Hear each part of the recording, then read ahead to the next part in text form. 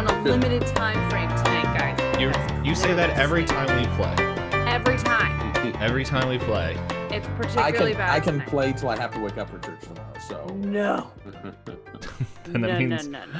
going all night long. and then I will definitely fall asleep in the middle of performing AV for church, which will be interesting. But I'm sure they will like to hear the reasons why too, and be very understanding. especially when I'm running the stream too, and then like it's just No, it's not fine. my We're pastor for the playing whole time. It's just Pathfinder. his slides.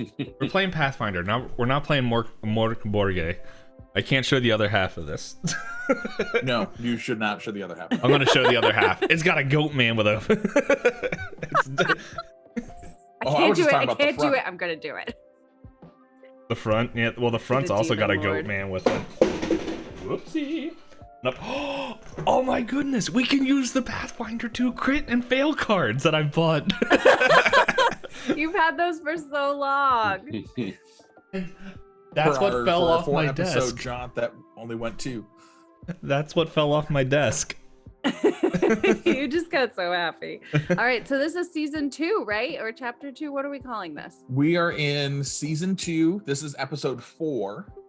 Wait, we 17th fit in episode seven. Oh, total. yeah, we are. What in has four. happened in season 2? I've totally Don't forgotten. worry, I will I recap. thought we were starting season 2. No, we started season 2 a while ago. Guys, I'm a really good player. I We started promise. season 2 last year.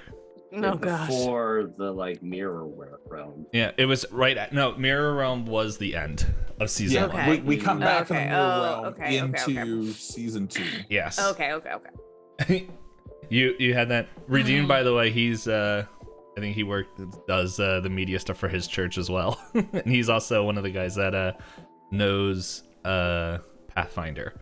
So he will let us know what we are doing wrong. I'm also All right. beginning Do to I have to sweat. pull Twitch up now You so that I want. can actually see what's going on? Or is that going to screw me up when I pull up Twitch and I'm going to hear what we're doing while we're on stream? Not if you mute. I have never done that. So yeah. Oh, that's right. Okay, I do have notes. That doesn't surprise me. Yeah, because I'm always writing notes. This is the only way that I stay mildly This on top of this. Ravenscales inquiry is the only thing that I really keep notes on, because everything else is a lot more action based and all this stuff, and this is a lot more mystery. But since we have new people and it's been here for a while, we're gonna do a big old recap. Ooh, thanks. However, I need that. I'm going to say for the YouTubes, hey everybody, welcome back to Ravenscales Inquiry, season 2, episode 4. I don't have a title for this. I don't know if there was titles in the other one because we were gonna play, and then Wizards of the Butt decided to do something, and they were now. I think when we're playing this, they're like, no, but we're cool, and everyone's like, we're cool, but I'm like, nah, we're not. Nah, if you like 5e, whatever, do what you want, but not here. We reject that garbage. Even though Elizabeth really wishes we went back to that garbage. Let's be honest. But yeah, so as we said, the last time we played was episode back in the beginning of December. And then it was we were preparing, and then all this other stuff. So Life happened. life happened, Cthulhu happened, Blades in the Dark happened. Nathaniel haven't been able to. No, Nate. There we go. What am I saying? I'm calling you all the different names. Nate, I haven't. First Wrong and names. last were correct. The middle ones.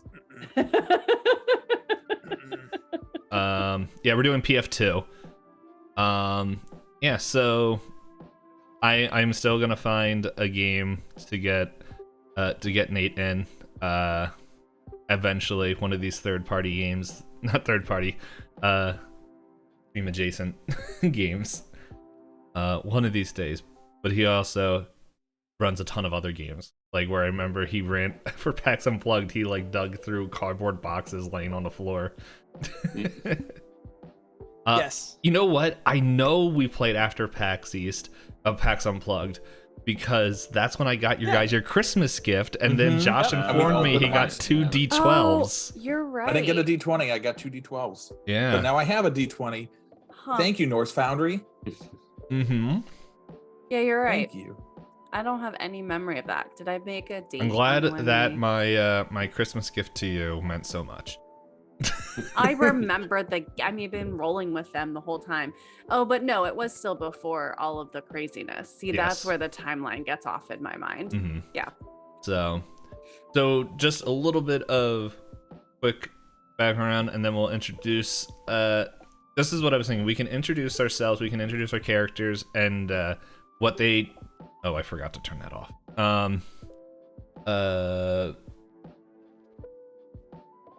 Projected. Boop. What we changed our characters into. Josh, I figured we can reveal your character when they come in. So we'll give you. I can just explain how Ash is dead. Yeah. Or is he? My favorite thing in all these games, dead characters. Sometimes there's things I say, and then I remember how thin the walls are. Like the last podcast I recorded, and I was like, "Yeah, let's stop talking about this person creeping on children, and let's talk about this other one." And then I'm like, "Wait a second." There's been other times, like in the Call of Cthulhu thing, I'm just like, even the Blaze of the Dark. We're the speaker of all, and you will let us free. Actually, that voice people probably have a little bit harder time hearing. But anyway, actually, no. I realized probably hearing me doing Latin chants in the middle of my apartment, that's probably what everyone heard. Yes. That's in Call of Cthulhu. Sanity lost. Oh, I love it. To where I had to tell the players, I made the people watching. To my knowledge, that's not a real summoning chant. That was me typing words into Google Translate and seeing what came out. Google Translate's the best. Sometimes. So anyway, as we said, we originally were playing from 5e, so if you're watching this on YouTube later, yes, the first 3 episodes are in 5e, but we decided to go to Pathfinder 2nd Edition due to some tomfoolery, and I'm pretty sure the internet has heard a ton about that. But finally, 3 months later now, we're able to play. Wait a second. We last played on December 11th. It is March 11th. It is, what, 4 months? To the day. January, February. No, 3 3. months. 3, 4, whatever. Okay, we are getting some tips already in chat, so these are good. I do want to say that a few things that I know that mainly because for our players and for people watching, we are going to cover kind of rule things and stuff as we come up. So when we get to a combat, then we'll kind of dive into combat mechanics, as 5e is a little bit different, where you can choose like whatever action you're doing. Like if you're stealthing, you can roll stealth to add to your initiative rather than whatever you did in 5e. And then like, or if you're like using perception, you can add perception. There's stuff like that. Another big thing for us is that if you're not trained in a skill, you cannot roll it. So since we do a lot of knowledge checks and investigations, make sure that you are trained in that, and you can roll it. So Unless you have a feat that states that you can yes, roll. unless you have something that works with that. I don't know your guys. I took general training, which allows me or gives me like half my level knowledge in anything untrained, Yeah. which is handy. So feel free to ask questions because we're here to learn. Chat will help us out. Yeah, so it's like either, yeah, as Redeem said in chat, you either know it or you don't. So just make sure is that, and I'm not expecting us to get it perfectly. I'm gonna forget, so let's just hold each other accountable and make sure we ask the questions. So yeah, so we learn this. Yes, and the main thing is to have fun, but we also want to learn the system until we switch it. again. So we have to learn a new one all over again. Don't worry, it is a system made by me, which means a lot more things are streamlined and stuff. Yeah. Redeemed also said in chat, there's two big things we know. Anything a character might do that uses at least one of anything a character might do uses up one of the actions. This is for combat, I believe. Okay. Uses up one of these actions, like moving as an action, interacting with an object as an action, swinging your weapon as an action, casting a spell. It has a symbol next to it, which will either be 2 or 3 actions. Yeah. Raising a shield is an action, so pretty much you have 3 actions. But like instead of like bonus action and swift at whatever they were called, it's very much you have your 3 actions unless you get haste cast on you. But you can only use to strike or stride. Yes. And then all that stuff. don't DM destroy the whole party on the first night. Oh man, that's my dream. I want to TPK all my groups. I actually almost did that with some first time players, and that was fun. They all got over it. They all said it's the only group that doesn't play with me anymore. Understandable. You did throw like 2 really nasty people out. Yeah, there that So was. did they actually get over it, or No, they finished the season, and then like it was at the end of like the pandemic lockdowns, so they all like were free, and like just to put it in perspective, like a lot of them were like right out of college or in college. Oh, So it's just like, I don't really know how I became friends with that group, but it was fun, and I really want to play with them again. They really Grintax was a crazy group. Grintax, yes. Everyone claims to be chaotic, and I was like, no, you don't understand. You go watch a little bit of Grintax and Grintax Academy, the thing of like everyone is horny. Yes, they all. It's the only campaign where someone successfully did the deed with an NPC. And that was it is literally the last episode that has ever been that's recorded. amazing. One character kept trying to pet the headmaster that was a dog. That was And, another like, teacher. Treat it just like That A dog. It's, A regular it's the dog. same character. It's the same person. If you were watching this on YouTube, I definitely want to get you in a game again. I already told you that. She cracks me up so much. But anyway, we're not here to talk about other games. Nope. The other thing, if you guys are new, this is all a homebrewed world. Actually, I can bring up the map, which is right here. It's all a homebrewed world. It takes place in West Atris, which I think I have West Atris's map. Nope, I don't. You figured I would, but I don't.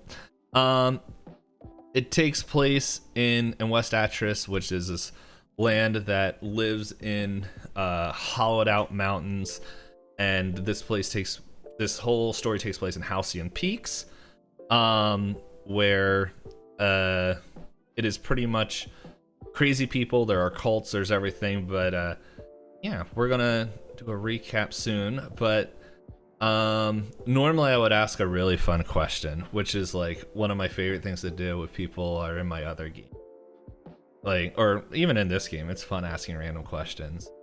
Like, do you know that there's a movie where a shark was dressed up like Santa and it goes around killing people? It's called Santa Jaws. Nice. No, I did not. That's Yeah, about as good as Sharknado, which I really try to make John watch with me once every few years. yeah. My mom Refuses. No. my Never mom happened. loved that movie. Sharknado.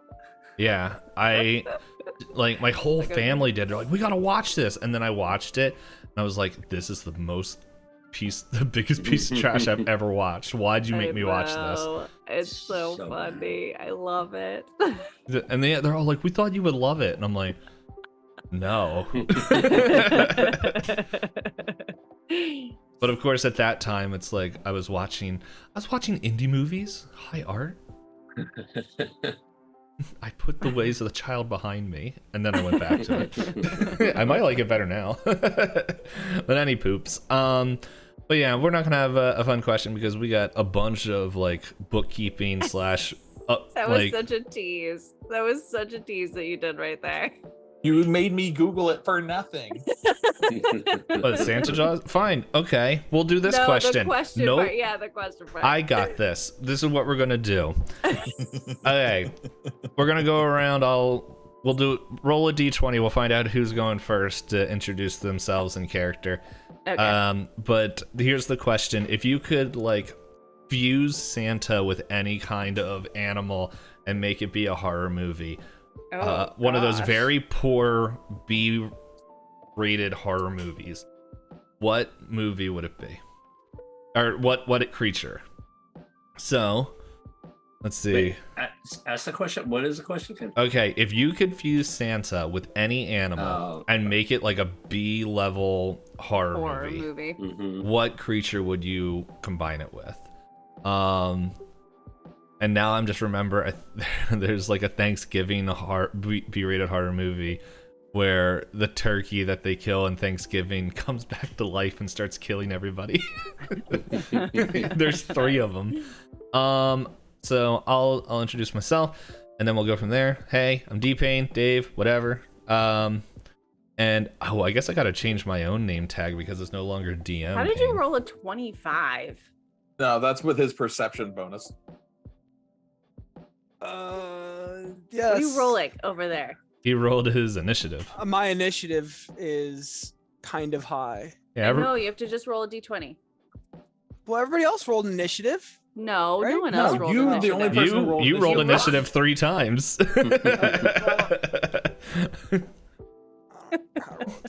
You're the only one doing actual rolls. If I could combine Santa with any creature, I think it would be really funny to see him combined with a hamster.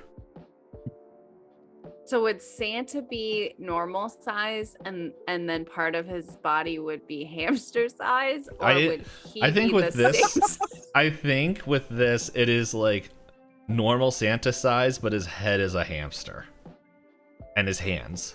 hamster size head? No, like Normal human size hamster no, head? twice the size of a human. Big old head, A bigger bigger head. It's a Bigger horror movie. hamster It's head? supposed to be scary. So Kia dancing. Yeah, the Kia, hamsters. Oh the my Kia God. dancing hamsters dressed like Santa with like sharpened candy cane sticks. This is really getting away from us. So, All right, who's next? yeah. So, Nate, you rolled the highest. So, yeah, you get to go next. All right. I'm Nate. I play Zephan, the roguish rogue of our group. My favorite thing to do is sneak away. Coward. Yeah. Pretty much. Okay, if I could have a horror movie starring a anthropomorphized animal Santa Claus, it would have to be a honey badger. Oh. Again, I need to know sizing on this. Are we talking like a giant honey badger? It's a Santa head on top of a honey badger, so just Or crawl on a around on tiny- all fours. I'm thinking, okay, did any of you guys watch Violent Night last year? The Berserker Santa Claus movie that came out with David Harbour? David Harbour, no, but I remember it. Great Yeah. movie. Basically, Santa Claus is a former Viking berserker who has to rescue a family from a group of militants who are holding them hostage with a sledgehammer. Great movie. Great. Cool. So Nice. think human-sized, Santa-dressed Viking honey badger with a sledgehammer. I mean, that's scary. That is very scary. I'll give that to you for sure. That's what I would make. Yeah. All That's right. what I do. All right. All right. Next, yeah. Well, I'm next. we have next. So, if you want to share the dead with us before we share your new character when they get introduced. Yeah. So Dead, the hi, dead. I'm Josh or J to the Low on the socials. Actually, it's Joshua Dana Logan on the socials, but J to the Low on Twitch, which I'm never on. So there you You're go. on- you are now. I see. Yeah, there you go. So that's why I'm that. So I played Ashion, and I stood up to an evil god or a good god as an evil character, one of the two. And I am now soul scourged and just kind of a puddle stuck inside of a shell of a tiefling. So I got to create a whole new character, which was fun. You'll get to see him later, or her, or them. Or not. They died on the way over. Character creation. By the way, this game's a real hardcore. Actually, I can bring that up. And I'm going to have to make a third character on the fly tonight. And my Santa Claus mixed breed thing would just be literally Tokyo Jungle Corgi. Mm-hmm. With great. With it's a corgi with a Santa costume on. And Santa is the villain. Have any of you guys here ever played Tokyo Jungle? No. I know Josh has because we played it together. Oh, it's the best game ever. All right, so you just play as a corgi who gets to kill things, gets to eat things, and gets to have babies. It's a game.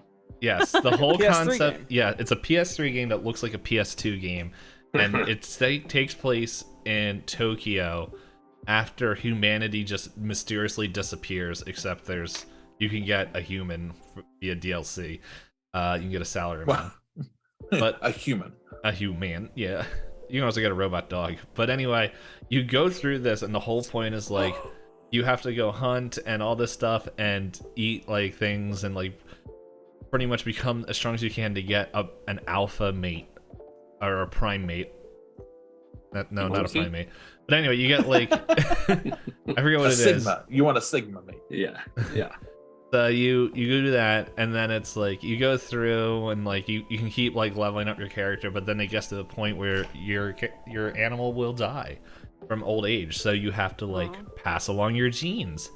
So the stronger you make your for example the Pomeranian.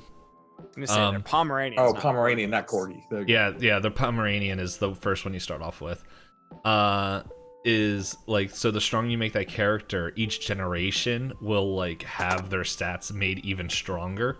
So you can have like a Pomeranian take on like a Bengal tiger.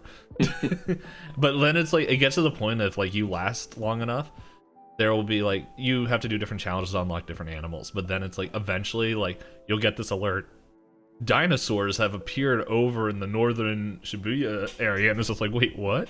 It's like raptors. You have to take out raptors. Yeah. So it is a really fun game, and I wish it would get ported to a modern day thing. It's it's such stupid fun. It is called like an emulator. Yeah. It requires. I am really bad at technology. So that is true. I can attest to that. I'm really bad at it, and it's really funny that I stream and then I'm also like the digital director for my church. So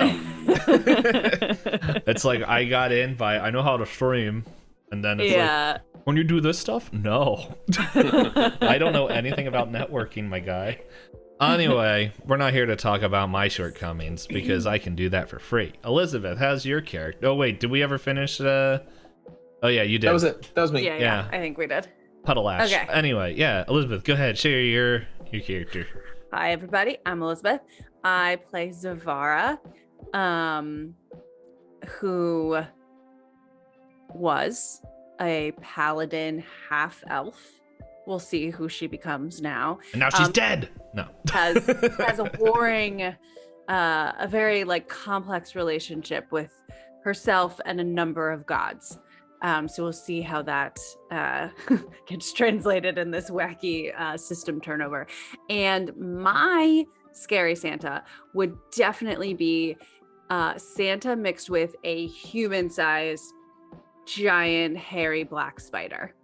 That absolutely would be. Can you just imagine this like life-size spider with a Santa head like crawling out of the fireplace on Christmas Eve? Like that is so scary. So Shegoth or whatever, the giant spider lady in Lord of the Rings. Oh yeah, kind of like that. Yeah, totally. With a Santa hat. Just with Imagine a Santa hat and like jingle She bells will. around its. But Yeah. the Santa face has to have the big like spider fangs. Yeah, its beard is actually just woven spider web. That's so cool. That's so cool. Someone needs to make this movie. By the way, one thing I forgot to mention. So, why don't you share what you changed your character into, and Nate, if you can give a little bit of insight on that as well. Like, we don't need like stats and like spells and all that. Just more of like what, like maybe class and archetype, so that way people can get an idea what we switched into. Okay, so Zevarra has changed her race. I went full elf, so You now identify as an elf. I now identify as an elf. I have rejected my human side. I went with the Magus class, which I will be leaning heavily on Josh to help me know how to play. And I chose the haunted background. I could pull that up to read it specifically, but the general idea and the reason that I kind of leaned that direction is it kind of like brings in this kind of tortured soul type background. I think it has something to do with like being haunted by like a deity that you're unsure of, which if you've watched previous episodes, you know that Zevarra had her relationship with her god as a paladin, but is being kind of tempted by and seduced by an alternative deity. So trying to like match that in this character. So rather than like the Magus class has still like, from what I understand, like it has some of the spellcasting abilities with kind of the straight damage, which seemed to be the one that fit closest to the paladin class in D&D, so, or in 5e. So that's what we're going with. We'll see how it goes. Right. Found it. Yeah, you pretty much said it. You were followed by a spirit or entity from your childhood traumatic experience. Yada yada yada. Yes. Yeah, Zevarra has lots of childhood trauma. I had to bring up Archives of Nethys to go find that. I'm like, Yeah. where is this website? Yeah, And For all of your Pathfinder 2 searching needs. really any of your Paizo searching needs. They pretty much get that website updated like within the week of new content. And Pathfinder, the Paizo is all cool with it. They're like, yeah. Really Nate, nice. do you want to share what Zephan has switched over, or just like class and archetype and stuff? Yeah, actually, everything was pretty straightforward with Zephan. He's a rogue that likes to sneak and has a little bit of arcane magic, mostly allowing him to pickpocket and sneak at the same time. Nice. Yeah, Nice. so he's got a couple of things. Some of the important things that he has is stuff like, where do I have my feats list here? Where is it? Deny advantage, which was very important to me because enemies cannot gain advantage on him by surprising him. Like Nice. snakes. Well, that will be your job to make Snakes. sure I know that when it comes up. Snakes can't surprise me. I also have nimble dodge, which is basically I like not exactly auto dodge, but it's pretty dang close, which is what I wanted. So That's cool. Yeah. Yep. Nice. Okay, and Ash's change. Oh right, puddle. Okay. Well, I guess we'll move on. I will say I'm a hybrid character and it's quite fun. Mhm. But you'll get to meet him soon. It's like I'm pretty sure right now, John, who's gonna tell us his stuff, is like finally Dave is picking on somebody else for their dead character or missing character. If you want to know more, check out Sandy Lost Call Cthulhu podcast. It's family approved. It's not. Your family approved it. Oh, it's true. That is true. See? Yep, my Your family is all family is about also in their 20s, so it. Yes. Oh, wow. Even your keep parents? that in mind. Don't answer that question. John, what's your character? Hey everybody, my name is John, and I play Lor, who was a fighter and is still a fighter, much like Zephan. My character translated very easily. So I am a fighter, or a human male still, with a class of fighter and a background in martial discipline, which basically means I'm real good with weapons and agile and such. I also tried to focus on like attack skills that would sort of replicate the battle mage feat that I had. So it's some attacks that allow for like bonuses based on, you know, group cooperation and stuff like that. So it was really pretty much a straight 1-to-1. So Alrighty. So now for everyone here, I'm going to try to quickly go over the history of this campaign, and hopefully it won't take us the whole time. So it'll just be a recap today, guys. in the beginning, gods met the traveler. Sorry, I think it was only in one episode of the creation of this world. But anyway, season 1, a brief overview of that is that these 4 characters, Lor, Zevarra, Zephan, and Ashleon, all were part of this detective agency called Ravenscales agency, I think it is. But it's Ravenscales something, but run by the investigator Susan. Well, I don't know if there's whatever bird person that was in 5e. Anyway, it was a bird. The Kenku's kind of are Yeah, still there. They're just called different things. Yeah, it was also the fact I forgot the name of the race. But anyway, Susan is a bird lady. I always pictured her black feather, more crow-esque with like, but very very finely dressed and all things, but she kept the peace and made everything going away, and she's like, hey, I'm heading out, I gotta check out on a job, y'all stay here and I'll see ya. And so everyone's like, cool. Flash forward 4 months, no one's heard from Susan since, and everyone is a little stressed, especially our little buddy Ash, who likes the thaumaturgy.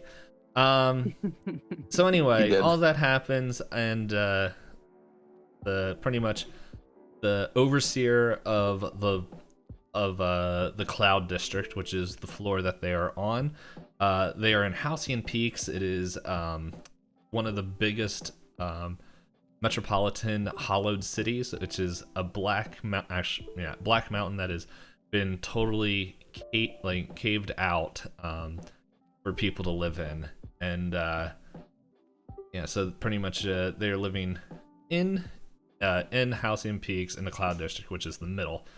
So anyway, they go and do some jobs. They get a whole list of them, and the big one that sticks out right away is there's kids missing. So they go and pretty much go talk to the orphanage to go find out what's going on, where they're like, hey, weird noises. We meet Zevarra's favorite characters, the birds, and we go, pretty much they go into the sewers, pretty much kill and then revive and then almost kill again Little Ash, a goblin that Ash adopts to be his best bud, and maybe more. Not romantically, no, it's not. That's a weird way to phrase it. Yes, I will explain the maybe more in a couple more sentences. So anyway, they go to find out that the kids aren't there. They found out they are in a completely different district that I'm blanking out on. Clicking through my notes to see if I can find Cresthaven. Thank you. They go to Cresthaven where the rich people stay, and they go down there, but before they do that, teamwork prevails as they flood the sewers and almost all of the Cloud District. But hey, who cares about that? they leave. They have some character moments. If you guys care about that, go watch the episodes on YouTube. But before you go on, though, why did the flooding happen? Tiefling's Exactly was the cause of gonna that? teeth. Yeah, the tieflings had some Allegedly. teamwork. Allegedly, Yeah. Tiefling's gonna teeth. The idea was to just hit pipes, right, or turn switches I think until it was. something happened. I think everybody turned. Well, not everybody, but the parties involved decided to hit all the knobs, and then I think it was combined with a really low roll. So, which Okay, just wanted that on the record. yes, it was all Lor's fault. Anyway, moving forward, they go out, they go in there, and they find out that pretty much Cresthaven is having a big old festival of Reese, a cult god that people are following, and they're like, oh, we gotta go and find this out. I think my favorite thing that happened with that is that they were walking through the things and felt like everyone was watching them, and then they were like, this person was just like, hey you, and they're like, oh no, we're gonna have to fight people, and it was actually just a proposal. A very aggressive proposal. It worked. So, but any poops, they go into a mansion that leads to another mansion that is reversed and creepy, and they go through there. A bunch of stuff happens. Little Ash finds a friend. They look out into the expanse and almost go crazy, and then they eventually find the kids and I think someone put a bucket on their head. Yeah. So anyway, they do all that. The players complained outside the game that I didn't give them any treasure, so I gave it to them, and then like normal fashion, 2 minutes before we start, they're like, oh, we should split this up. So we did that, and that is the end of season 1.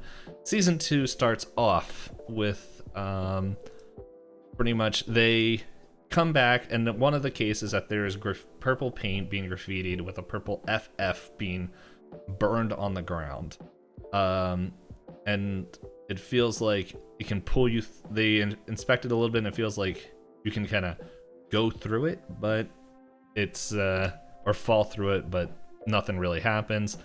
Zephan goes, asks Sly, pretty much their person that goes and gets some stuff. Hey, I want a magic coffee mug, and he's like, I'll look into it.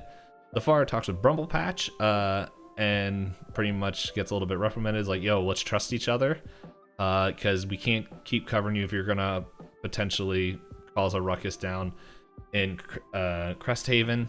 Ash talks with Sister Connor, who was the person watching over the orphanage, and had a little heart-to-heart about some of the trauma that he felt in the Mirror Mansion. And Lor went down memory lane of two students when he was in the military, and then as he was training some people, he was working with people and there were 2 kids that he was training, and there was some dude named Jeffrey who puked.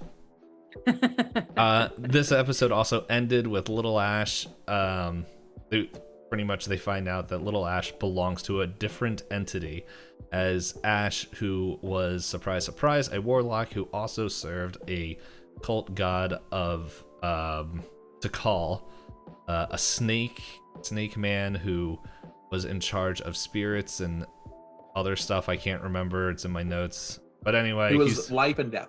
Life, death, and I thought there was a third thing that I can't remember. There was something else, I don't know. But yeah, he was a snake man that glowed green. I also realized we should switch the music because this is a little bit bright for what's going on. So, Life, death, and souls, Dave. Sorry, I had to pull up my Pantheon. here we go. Someone will recognize this music. Also, let me know if it's too loud. It's good for me. Sounds good. Yep. So yeah, that is revealed. Little Ash is now tied to a different entity. Tikal is like, what the dump, and Ash is what the dump, and dramas. So anyway, we have a little bit more thing as they look into some potential other jobs as they I'm like just quick scanning through. I'm just gonna read my notes as written. and hopefully I'll stop if there was any spoily things that I put in there to remind myself. At the beginning of this episode, Little Ash, because there's a little bit of a blow up between him and Ash, because Ash scares him, because Ash just was unsure of what was actually happening. Little Ash leaves and pretty much starts getting really mad about it. Zevarra visits Rose's grave and talks with The Turtle Man. The Turtle Man. yeah. Yeah, that's I was looking and I was like, what was that? But the turtle of Kaj. Yeah. And he gave me a book. Yeah, no. Oh, I think you had a flashback or something like that. No, okay, now I remember. You talked with the ghost of Rose, I think it was, and I think it was a memory, and like encouraged you to be hope. And then Elder Nice, who is the turtle, also encourages her Zevarra to search at who you follow, because at this point you're kind of being pulled between two different things, and hands you the book Legends of Kaj, a series of stories of people who pretty much at their darkest times seek Kaj for help for people who are new. Kaj is the elemental god of earth. So yeah. Zevarra takes the book. Yeah. And Elder Nice says, "Don't return it to me. When someone needs it, give it to them." And Zevarra's like, "Okay, whatever, weirdo." Zephan pretty much goes to the library to learn more about Arush, the elemental god of fire, and comes across a book, Stealing from the Gods, where he pretty much learns of the purse of Arush and the seeds that are scattered in the fight with Driz. Oh, hello, phone. Driz, which is the cult god of chaos, pretty much. Drizzle Brickleworks, I forget how to pronounce it, but anyway, it is chaotic, just like who they are, and these seeds are spread across the world, which I think, just since it's been so long since we played, was a little bit, I think you were believing had to tie with the coin that you got in season 1 that gave you kind of magical elemental spells. Lor has a flashback to his past where he remembers Fisk, who was the second in command of the unit when he was exploring the Veiled Expanse, and this was also right before. Oh my gosh, you guys are texting here, you jerks. Oh, sorry. Yeah, so you guys are pretty much. It was right as a hunt failed, and you were saved by Susan. And that's when Lor sends a letter to Fisk to contact her through Steelcrest, the capital of West Atch. Little Ash comes to the office while Lor is kind of lost in his thoughts, and Lor's gonna lore, as there was the option of Little Ash hanging out, maybe doing, I think, that little Star Wars show with the Metal Man and the little green blob, but Lor said no, and Ash said, "Okay, I'm gonna go now. Goodbye, Angry Man." And and Lor was like, "Yeah, he'll come back." Ruined the best buddy drama You ever ruined, see. you ruined it. Anything. Don't blame that on him. Fine, I did it. Still, it would be really funny to just have Lor and Little Ash be best buds and just see what Ash does. I really wanted Never that would have so happened. bad. I know it would never would have Never happened, would've but it would have been great. But any poops. I Who knows? There's still potential. There's tons of season left. At that point, everyone, it's the next day, and Little Ash isn't there, as excuse me, as Ash, I remember he's like dressing out, and you guys pretty much at that point decided you're gonna go through multiple different things. Also at that point, Splitting a the party. postman brings a letter that's addressed to Susan, and you guys pretty much break the law and read her mail. to find out that that she has a package at Bronze Tusk Apothecary, which you guys also remember on your job list. There is work. There was a mission to go there, and just the way Lawrence Zevarra are going to go there to the Apothecary. Zephan is going to go find Countess Galea's little muffin, which I believe I remember him saying that he was just going to kill a sewer rat and just say, sorry, we couldn't find it.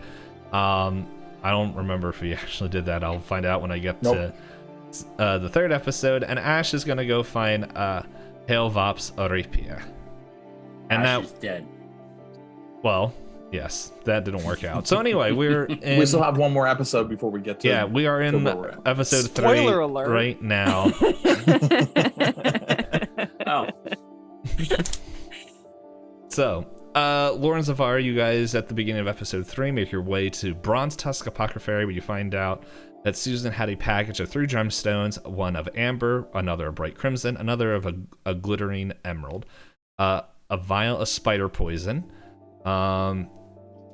Can't remember if you identified what... They did not identify what anything was until we got back, and I asked them if they'd asked the guy what it was. Yes, I remember the gemstone. No. Don't worry, we'll get to the gemstone stuff. But I don't remember if you guys figured out what the spider poison was, but I'm just gonna say it. Did. He so did, yeah. phase spider, and then pretty much, which I'm not sure exist in PF2, but whatever.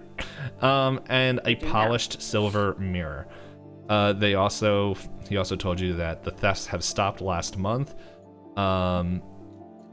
And he found, I believe, Hoglord's hat floating in his toilet, which was the reason you guys went down before. And We're back. yes, and then let's see. He tells you about Emerald Beard, a musician in Class Point who knows about the sealed book. If you guys remember, wait, sealed book. I'm like, which book was that? Yeah. Hold on. Hold on. Okay, well, you guys find it out Emerald because I want to make sure I Beard. don't tell you guys different things. You can tell me because I only I a few. have.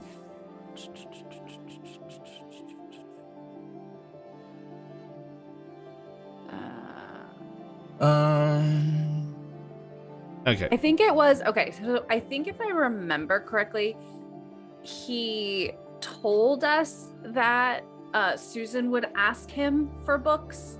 Like that was his job, is to find her stuff. And I think we asked him what was the last thing she asked him to find, and he said it was a sealed book that he A book couldn't that cannot open. Yeah. It's a Mhm. book to hide secrets in or something. Right, to hide secrets. And he couldn't find it, and so he sent her to Bronze Tusk's cousin, or his cousin in Glass Point, Yes. to look into it more, is I think what the conversation was. Yeah, Emerald Beard Yeah, Emerald Yeah. is Beard. the cousin. Bam. Yeah.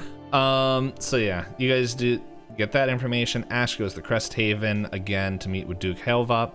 And Azamar, who tells him, hey, I found my rapier, Gnarltooth, and pretty much like, hey, there's a party going on. If you want to come, we're cool. And I think they bonded over rapier lessons for a little bit.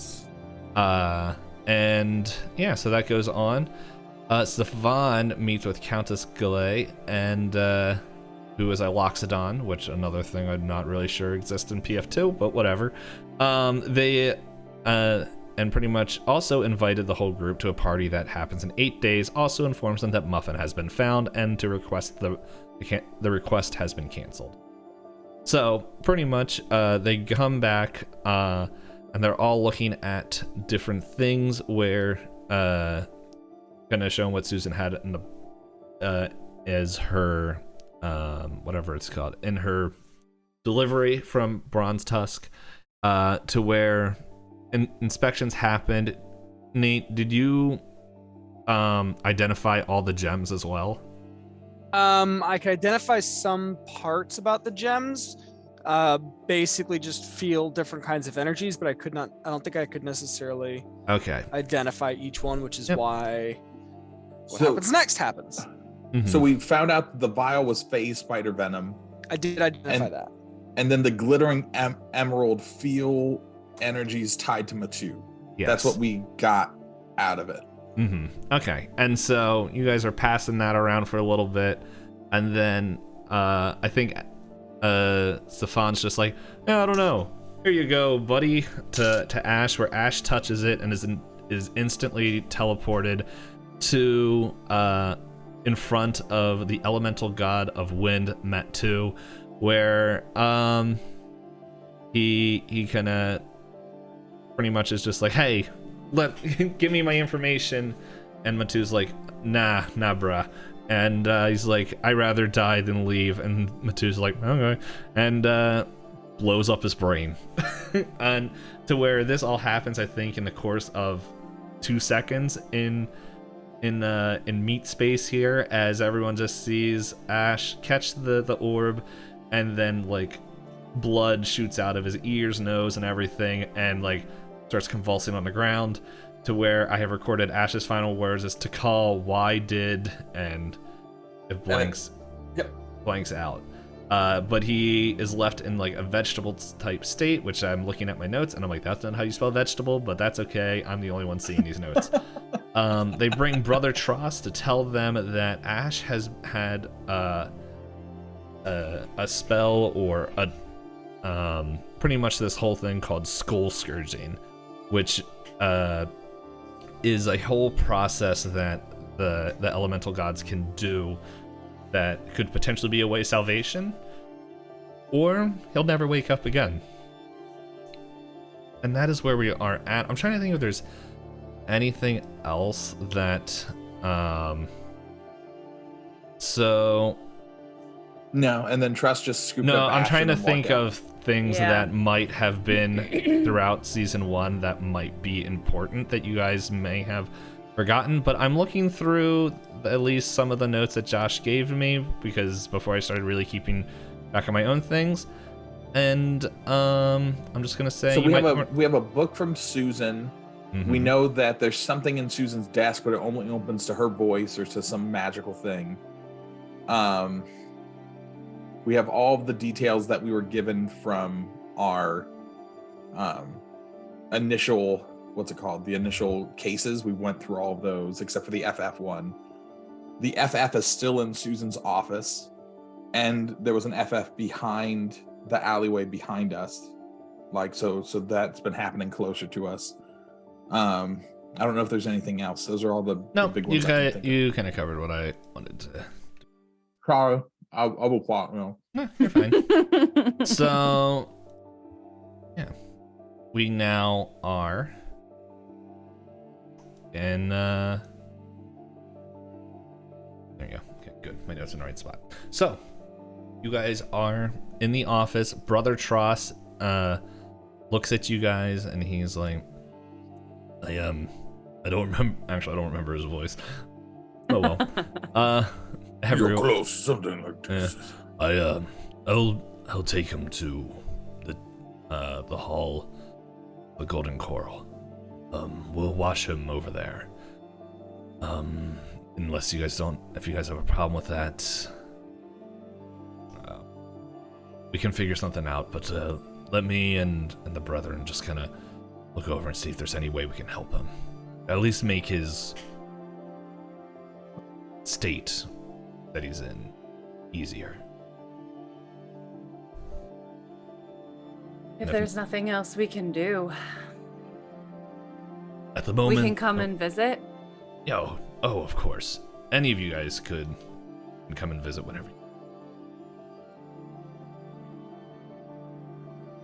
Do you know how extensive what's happened to him is? Is there any thought that you'll be able to recover him or bring him out? There's nothing we can do at this moment.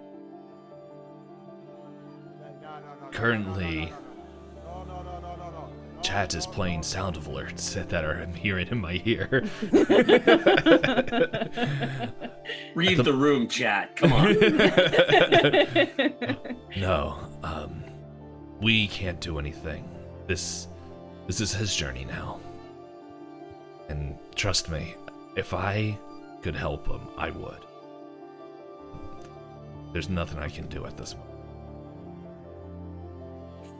I'll keep you guys in touch. The skull scourging is rare and unknown. Like, we heard of it, and the cases are a few. But let's look at the bright side. The elemental gods apparently still have a use for him. They could have just obliterated him here on the spot, but we'll find out. Well, thank you. And he kind of scoops Ash onto his back. This one's you. and it takes him out.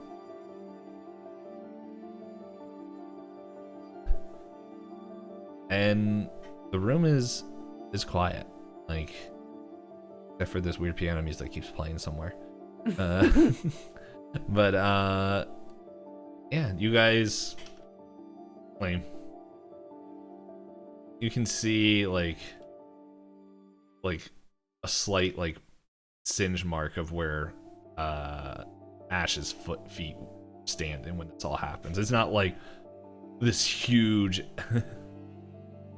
like thing, but it's like you can just see where he was standing when this process happened. Like it's like a slight fading of the wood. Where are all of the things now? Zephan, I feel like what did you do with them? They were last seen in my possession. I think you picked up. I stuck you took everything them. in the bag. Yeah, I think that's it. Once again, we said it's been 3 months. That is what the official story is now. If you guys are listening to this back to back to Everything, back, cool. Yeah. But no, everything is back in the bag. Including the gem. Yeah. All of them in the bag.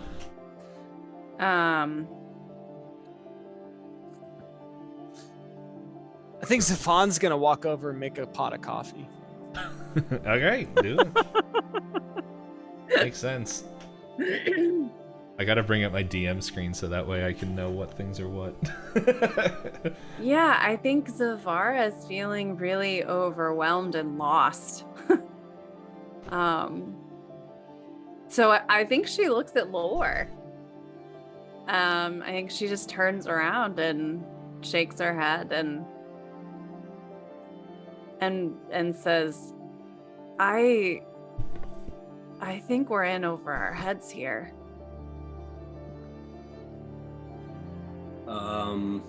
Lor kind of pauses and looks in thought and finally says, I think we need to ground ourselves in something maybe we feel in control of.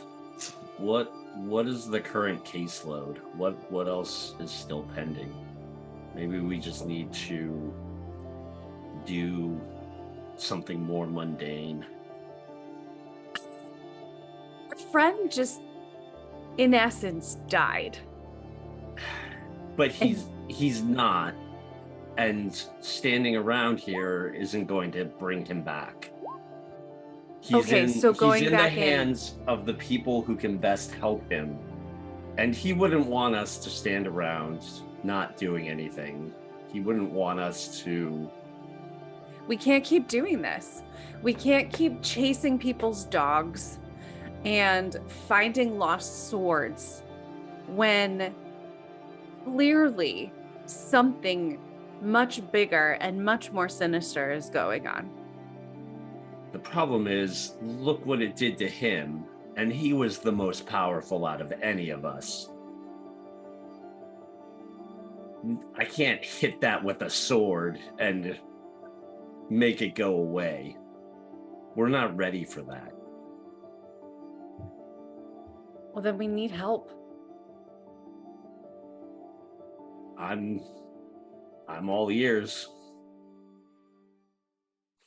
At this point, Zephan's gonna show up at Zevarra's elbow with a cup of coffee that's mostly cream and sugar. And just like set it on the desk next to her. Where did the gems go? I put them in a safe spot where they can't hurt anybody. Sorry. Yeah. I'm just thinking nature's pocket. Oh, Do we need to have somebody? Is there anybody we know that can look at these or do some kind of magical analysis on them to give us more information? I have a friend that I could have take a look at them, I think. Are Maybe they trustworthy? Yeah, absolutely. If you guys want Are to they do, trustworthy or are they Zephan trustworthy? Oh, they're much more trustworthy than not. Okay. by the way, if you guys want, if anyone's trained in society, this would be, you can do a roll like that to see if you can think of anybody in Glass Point. I am trained in society. If you guys want to Ooh. take it your own look, you guys can do, if anyone's trained in Arcana. Ooh, I am. I can do that. Ooh, I have You an can- expert. The last person that was trained in Arcana that looked at this had his soul burned. to a Yeah, but that was crisp. a different system. he also was a warlock. You're and dead. had You some get out of weird here. stuff going on. Okay, we just know I- you're here for So- color commentary right now. Dave, I'm trained in society, and I'm guessing I probably know somebody who can take a look at gems in general. Yeah. And I'm an Oh, expert. and I rolled a 27. Nice. Okay. There you go. We got 27. You got, what are you saying, Zevarra? I'm an does it matter or did it just it just gives me an extra boost? Yeah. Holy moly, I just rolled a 29 in Arcana. See, isn't this exciting? What the crap? Welcome to Pathfinder. I saw a meme where it's just like, someone's like, a 23 doesn't hit, and it says Pathfinder people just like, it's all good. And then it was like, a 20 doesn't hit in D&D 5th edition. They're like, oh no.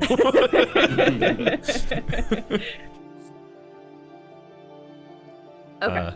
Laura, you rolling anything? Like, if you have Arcana or Religion? I think you said you had society. I have society, but Zephan just max rolled that, so I don't know that. Yeah, we can say that. So, Why? okay, so did you guys both roll Society? I rolled Society. I rolled Arcana. Arcana. Okay. Yeah. So, let me bring up my notes here. So, yeah. Here's the problem, 'cause it's been so long. I'm like, okay, Zephan thinking of My plan is to take it to, yes, basically an underworld contact. okay. Not quite a fence, but like somebody who's going to be very apt at judging all kinds of magical or non-magical gemstones to give me a price and tell me stuff that I might need to know in order to get rid of them. And I do remember that redeemed. So, a crit is a 20 or 10 over the DC check. Mm-hmm. And redeemed. I'll let you know right now. For most of these things, I don't really have a a set DC in my head. It's like, that's a really high roll. Like so, but anyway, yeah, Zephan, you hear, like, as you're like, oh, who could I take this to? You remember pretty much, shoot, I was about to say a name. I was like, that's someone from Blades in the Dark.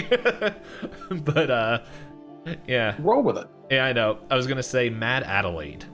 You remember this this name, Mad Adelaide, that pretty much goes kind of in the taverns in I almost said upstate New York. Up in what's the stupid place in the north? In the north.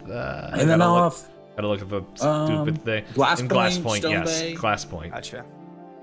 Glass Point is the place of all the scholars and Wiki. stuff. So, and libraries. So, Zevarra, while you enjoy your coffee, I'll just let you know I can take it to visit Madame Adelaide. Do I know anything about them, or this is like a totally unknown person? You heard rumors of this person. Okay. You know that they are quite eccentric, but you haven't heard any, like, they are pretty, like, well known. Okay. Especially when he brings up the name, it's like, well, you can get in touch with her, then Yeah. Okay. then Okay. yes. Did you say Mad Adelaide or Mad Oh, okay. Adelaide. Yeah, that's what I figured. Wow. All right. Yeah, actually, if you have contacts, that probably is a good person. Can you mage hand? I don't know if you still have mage hand. Can you mage hand the gem out for me again? I just want mage to look at it. tongs. Sure, I'll just reach in the bag and grab the gem and pull it out. Yeah, That's it was, not what I asked for. well, it didn't affect him. Like, he held it. I know. I don't know that Zevarra would have noticed that, though. I think she was like super fixated on Ash. I mean, Okay. I was like holding the gems and like inspecting them before, and then I just kind of tossed it to Ash, and Ash was like, "Oh yeah, I'll catch this." Oh, right. so then right. I like obviously picked it up and put it back in my bag. I think at this point Yeah. everybody's seen like I can handle. I'm like, do you dare? No, I'm kidding. Yeah, no, I think Zevarra is super freaked out about them. Okay, so I look at it and then roll my 29 Yes. Arcana. Is it the glittering emerald you guys are looking at? Whichever one Ash was killed holding. Ash. Yeah. Yes, the glittering emerald was the one that was Yeah. being thrown around. Okay. You, like, with looking at this, and maybe with what Brother Trost was saying of like the skull surge and different things, you recognize this is a highly potent magical gem called the Eye of Matu. There's a lot of mystery behind it. There's like rumors that like pretty much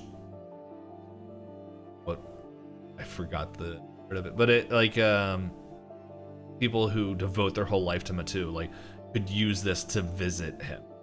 Sorry, not him, them. Yeah. And could go to the presence and ask for wisdom or help or anything. However, like, it is just random rumors, and you also know that that doesn't really make sense with what you knew of Ash. But I can also tell you that I am clicking the wrong things to bring up my notes. With Matu, this would be general knowledge, like of how the elemental gods fought against the celestials, and how they do not take kindly to people servants of them. And so, especially with Takal being one of the final 3 words that Ash says, you would potentially guess that he fell into cult worship, and Matu, through that bond or something, is the reason why he showed up. The reason why he was skull surged instead of like eliminated on the spot, you still don't know. Right. And no one probably will ever know. I don't think Ash was telling us the whole story. What do you mean? So, this emerald is a conduit to commune with Matu, which means that with him calling out to Takal, I think Ash was wrapped up in the occult. I don't think he was following who he said he was. You got all that just from touching a rock? She This didn't isn't touch just it. any Just rock to say. lore. This is This is There's- Ash we're talking about. he lived and breathed the holy stuff. Yeah. I don't understand it. At that moment, the door gets kicked open. And Josh, who enters? Gemstone's going So- right back in the bag. Woo! All right. I'm so hyped right now. Ash's dirty little secret came out. Now I got to introduce a new character. All right, here we go. Let me pull up my character sheet. So I actually wrote stuff down about what this person looks like. All right, so an elegant lion-like mane. So a catfolk walks in that looks quite like a lion, but with the stripes of a tiger. He has an elegant lion-like mane, graying oranges brown fur, and elfish ears. And his demeanor is one of prestige, but also you can tell by his clothing that he has traveled a long distance, that he is an adventurer. But he seems out of place in the adventuring world. He doesn't look like someone who should be adventuring because his like hands are manicured and like he just has this aura about him that he is some sort of like big deal as he enters into the room. And you are in the presence of Professor Elbus Irino Ligaire. And he kicks open the door and he introduces himself. And he goes, "Oh, Susan! Where are you? What is this bird friend of mine? It's been so long!" And he just walks into the three of you just awkwardly standing around. Hi, I'm sorry. Susan's not in at the moment, but I'm Zevarra. I'm the secretary here. Can I help you? What do you mean Susan's not around? I've come to greet my friend. She's Well- currently indisposed. What do you want? Why are you here? Please excuse my friend here. I'm guessing if you know anything about Susan, she is a avid traveler and often is out and about and not around. Oh, she's off on one of her adventures again. Oh, one of my favorite parts of my lifetime with her are the adventures. Here, I can pull out some of my books that I've written. Oh, A quick question: before, what color is his fur? You could go like orangish. For the dynamic of the character, go with whatever works, but like brown, orange, gray. There you any go. of There those you colors work. are. This is the closest I could get as I'm like scrolling through. I'm like, I don't actually have. I'll see if I can find a lion. That is what he would look like in 2E, because lion folk don't exist. And I created him in 5E, and so all right, nice. Love it. basically picture a cat, like a tabby cat that Yeah. has stripes that's trying real hard Oh, wait to a like second. puff out. It's like Boom. that's better. I like that. Ooh, I It like that literally, one. you said Tigerish. tabby, and it literally says Tabaxi Tabby, and I'm like, there you go. That's your Boom. I character. love it. That works. Nice. Look at that, because the tabby cat like has the stripes and stuff. So Yep. yeah, so I'm he sorry. I'm sorry, Professor. I don't mean to cut you off. I'm sure you have plenty of amazing stories to tell. You just caught us at a really bad time. Can we help you? well, yes, I'm here to see my good friend Susan. I've been invited to Countess Galay for a party she's having. She's showing off one of my books that I've written recently, and Have you has some talked to more Su- research that I need. Have you talked to Susan recently? And you know what? Right Oh, there, no. right there, Mm. we go into a flashback. So, now I gotta bring up the text message. Set it up, Dave. Yep, 1 second. I'm like, I said that, and I'm like, hey, where's that group message that we or? Why does my phone do this? I hate that. It made everything. Why is this a pop-out window? Why is there pop-out windows on my phone? Please get to a full screen, you piece of garbage phone. Boom? No, now it just went away. Trash. Anyway. So. Now I gotta find where it is. Okay. So. What we have here is that we are standing in front of some ruins of a old destroyed castle. And if we were watching this on TV, we would see like ruins of the Bed of Kings. As I bring up my world map to remember the name of the country you guys are in. Of Griffleton. As we see kind of bundled up just Susan and the professor.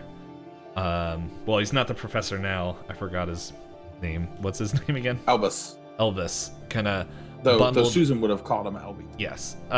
Just bundled up as like winds are whipping around, like as they kind of just both the bird and cat kind of go into just inside the entrance as they see this fog just rolling in there. And Susan turns to Elbus and just well, Elby, it looks like we're gonna be here for a while.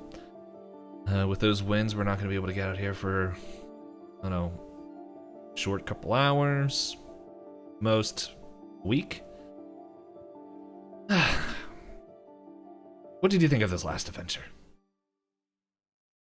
Oh, marvelous. Marvelous. You know me, Susan. I'm so excited about learning more about the world beyond and discovering more and more about Arcana. And discovering the truths of who these gods are. We're in the bed of the gods, in the great mysteries of the universe. Well, you can't get any better than this. Well, right now we're in the grave of the Titan King of Griffleton, but that's neither here nor there. But yeah, he had some ties. Well, it seemed like to at least to a celestial or two. Anyway, so have you ever heard of Grintax? Oh, the school. Ha. I have heard of it. I never really given it much thought. You know, I enjoy searching and finding and now with this few hours, I get to write some more of our adventures down into this book and the things that we've learned. And, you know, I could never give up what we do. I could never give up the chase of the adventure. Well, that's the thing. I don't know if you remember when we first met, because you were finishing your doctorate, or whatever the equivalent of this in this world is. And I told you that you would travel with me for a while. And now I think our adventure has to become your adventure. And I think that is where you need to start, is at Grintax. Susan, don't be crazy. Our adventure is ending?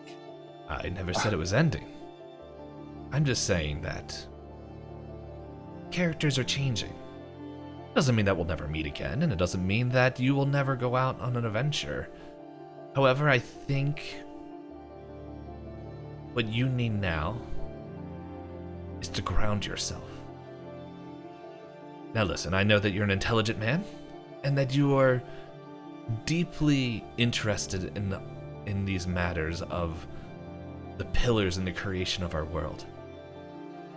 But and I don't want you to take this the wrong way, because I do hold our friendship dear. I'm being called.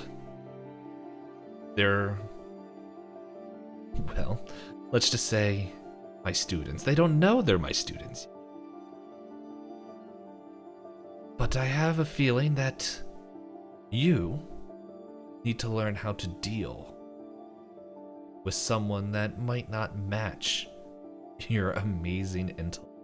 I don't know. I don't have your character sheet. I don't know what your intellect is, but it's pretty stellar. It's an 18. Sweet. Your amazing intellect. I was right. But me and you cannot keep. How do I put this? If you keep matching people that are of the same intelligence or higher than you, you will forget what it means to talk to the common folk. And there might be a time when you need the help of the common. I'm not saying that these students that don't know of me yet will be common. That is up to them. However, for you to be of the greatest help, I think you need to grow in the way you communicate to people who are not thinkers, philosophers. You don't know I exist. Be quiet.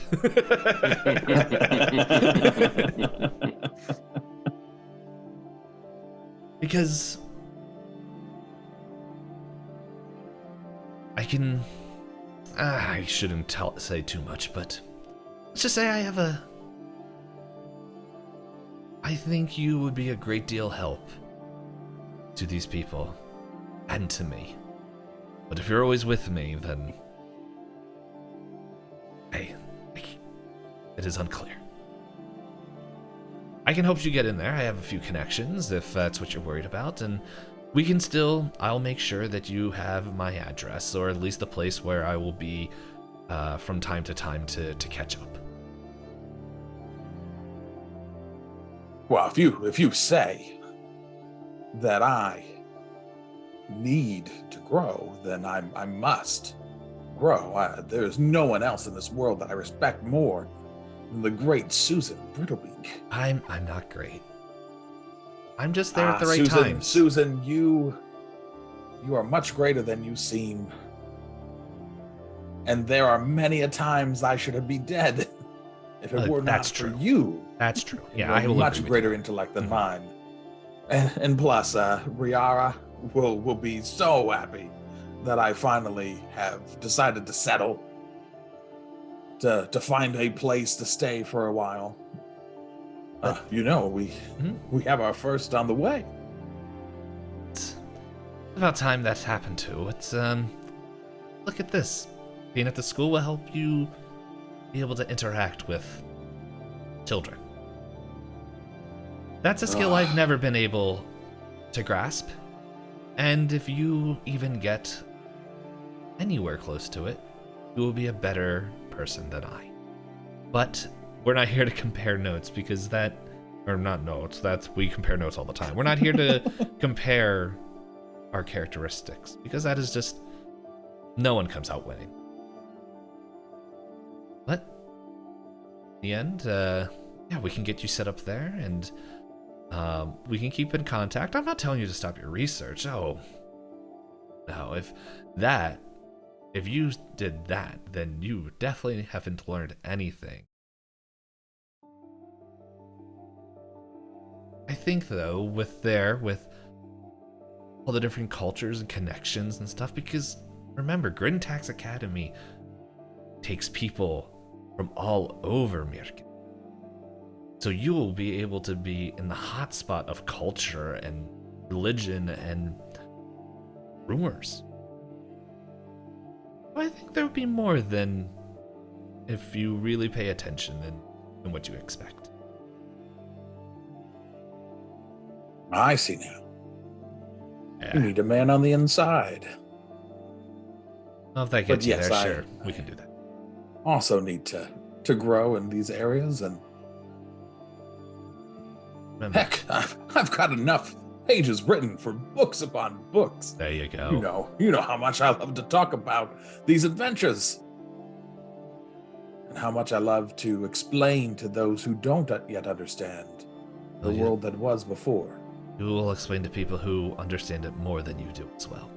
But it will be exciting. And the scene shifts there as years go by. As we see Elbus pretty much... Did I say the right name? Elbus? Elbus. This is B and B similar. He can be Elbus. Why not? The Valaris all Let's over just do again. it. I'm just talking about this from now on. Albus. Elbus is good because then we can just call you Busboy. Don't break my heart, my acre breaker. We see him studying and then teaching, and just the students, his family kind of growing and stuff. And every once in a while we see snippets of Susan showing up there, and her telling you about her latest adventures, and just the different students that she mentioned. And so you have heard, not that you ever met, or not that Susan really would have painted a full picture, but you have heard of Lor, and of Zevarra, and of Ash, and of Zephan. You've heard of these four, and just actually probably not Ash. Now that because Ash came, or was within it the last Ash 2 years. Yeah, no, Zephan, who came in a couple months. Oh, it was Ashion was introduced to everyone within the last few months, but he had known Susan for a year. Yeah. prior. Okay. So maybe you did hear about all of them, but so the thing is, everyone in this room never heard of the professor.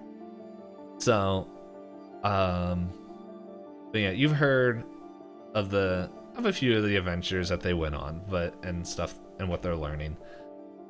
And then one day, you hear a knock at your door, of your office, and standing at the door is Miss Barry, a bright red tiefling, who is she is one of the teachers there, who's a little bit on the younger side, but one of the most brilliant people in the school, to where she can pretty much hold conversation and debate with you. As she knocks on the door, and is like, Professor, I got your mail here. This just came in directly. It's a pretty fancy invite. Oh, who was it from? It's from Halcyon Peaks. Hold on. A little bit scrubbed here. It's just not me skipping through my notes. Halcyon Peaks. There it is. Sorry. My thumb was over the name. By all elements. Countess Galay. The Countess. Yeah. She's been my patron on many adventures. Yeah. So, well, here you go, and I'm looking forward to catching lunch with you and having another debate about well, the Traveler, and where did she come from? Yes, the Traveler. So I actually should be going soon. Let's see what the details of this is, but if I'm receiving mail from Halcyon Peaks, that must mean that the Traveler might be of need of my special skill set.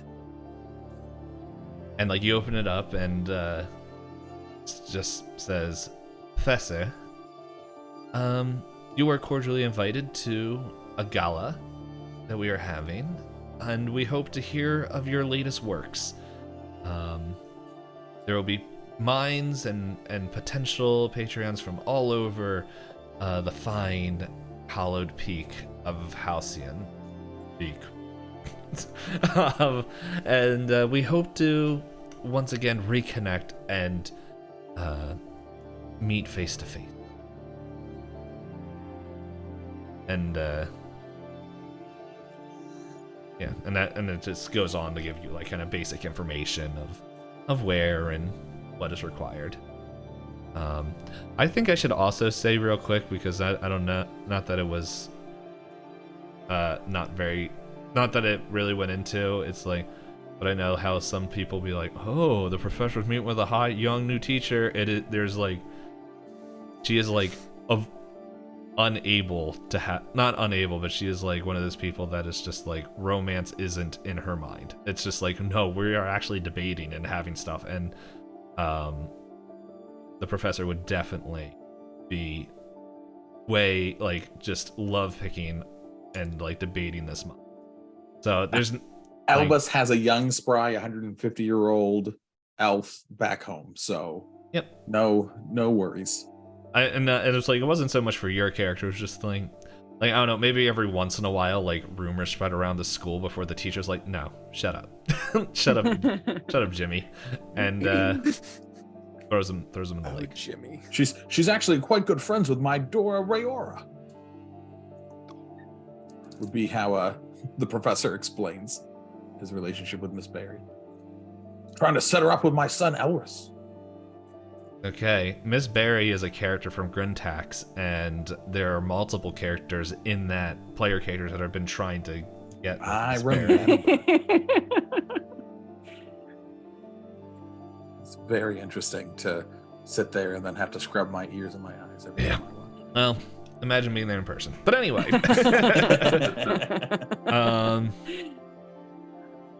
Can you spell his name so I can put it? Elbus. Or actually, hold on. Let me make sure I actually told you the correct spelling. Yep. Elbus. Like Albus, but with an E. Or Spanish. Tip of the cat. Elbus. Tip of the cat to anyone who got that reference. It reminds me of that Chris Farley skit. I am the Nino, which is the Spanish for the Nino. Yeah, whatever it is. And so I'm just reading your name. I am Elbus, which is Spanish for Zephan. the bus. Yeah, some people know me as the bus. Played for the Steelers. Anyway, or was that the refrigerator? I can't remember. The fridge. No. He played for the Steelers. The refrigerator played for the Bears. Anyway. Bears. Anyway, so yeah, you get this, and you are on your travels as you make your way. You find room and board, and you kick open the door. Susan, where are you? And you are met with faces that are unfamiliar, but at the same time, you feel like you have an understanding of who these people are. And so as Zevarra is trying to like figure out like what in the heck is going on here, he stops and he looks at Lor and he goes, "Ah, yes. The fighter, the soldier, the warrior. You must be the one." While he's saying that, Zephan's often gonna try to upon me. sneak behind him and like out the door. Okay. What would I roll, Dave? Well, I guess it would be perception, and Zephan is going to roll stealth. What's my perception? Oh, I got +6 to that. That's a 21 to perception. Oh man, mine's what do we got here? 31. Jeez. That's a critical success. You just do that meme where you like peace and fade out. You just see cartoons Zephan like ding ding ding ding ding ding ding. Yeah, it's like a bush shows up as you Homer Simpson your way out of there. Yeah. I do the Metal Gear Solid 5 box hide, like Yeah. cardboard box. The professor is just so enamored with Mm-hmm. his revelation of who these people are that he Yep. doesn't even see. Now you're gone, so Zephan has no clue what's happening now. Nope. So Lor kind of narrows his eyes and gives kind of like a hard look back at the professor, is like, and asks, "How do you know who we are?" Well, you see, over the years, Susan would bring me information on things that I had been researching, or would come and ask for me to come and to participate in one of her jobs or one of her searches for items, let's say, of the lost world, or things that were so I tried to read something when I was trying to role play and it didn't work. Looking for things of great worth to those who know what to use them for. And she would speak of her students. It's quite a funny story. She actually had told me to go teach at Grintak so that she could begin this journey of her own with these students she was about to call, so that she could teach them. Let me butt in here real quick. Who here besides Josh knows what Grintak's Academy is? Like as a character or in real life? Like as you guys. Because your characters definitely know what Grintax is. Okay. So I just want you guys that to... it's your other game. Yeah, I I haven't know watched you any run of it, No, so that's- I don't know any of Yeah, the that's why I'm lore of it. asking. Yeah. So yeah. Grintax Academy is it's this pretty much a school to make heroes.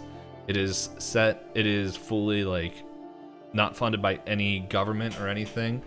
And pretty much anyone from around the world can go there. They teach you magic, and self-defense, and just send you on missions to pretty much better the world. And like that is their whole goal, is to make people, like, to turn people into like extraordinary soldiers and adventurers to go help society. And the fact that it is a neutral area, there are so people from West Atros will go there even though it's technically on East Atros's land, but it is neutral. Nobody can come in there. Mm-hmm. And like the only other place that would, like, currently in the world that would hold more like neutrality and mystery is Genon, which that is just a land of mystery, and all that you know is that technology just gets sent out to the world, but anyone that goes into Genon never comes back out. So but yes. That's the campaign that starts off with somebody peeing in a skull in the first episode. Yes. Okay. Real high class school going on over there. Mm-hmm. There's a lot of purple mist too. There was That a just lot becomes of very pesky. Yeah. Okay. It is very much of that campaign is very much oh, you never played a tabletop role-playing game before? Oh wait, you have full freedom? Let's pee on everything. It's like, all right, roll performance. And they had some high rolls. Oh yeah, like in everything that didn't matter. But anyway. But it was great. It was real great. Well, Professor, you can imagine in our line of work and what this business stands for.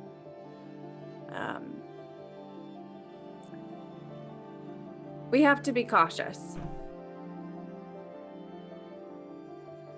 How can we know that what you're sharing is true?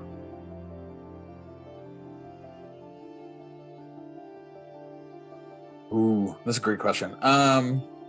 So Dave, would I have a trinket on me? Well, I think I would. I think I would have a trinket that would